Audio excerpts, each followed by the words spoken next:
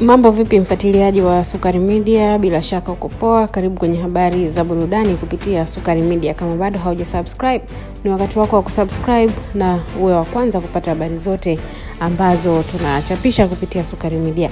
Na leo kwenye habari za burudani tulizonazo ni kuhusiana na msanii wa Bongo Flava Jux ama Juma Jux ametangaza kufunga tena ndoa nyingine ya kitamaduni na mke wake Priscilla Ojo, ambaye ni raia wa Nigeria.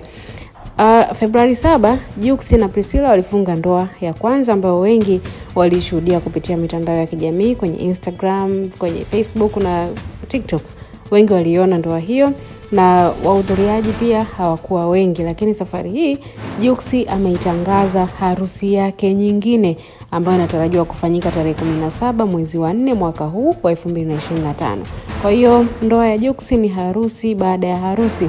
Huenda hata baada ya tarehe 17 kutakuwa na harusi nyingine tena ambayo itafanyika. Huwezi jua.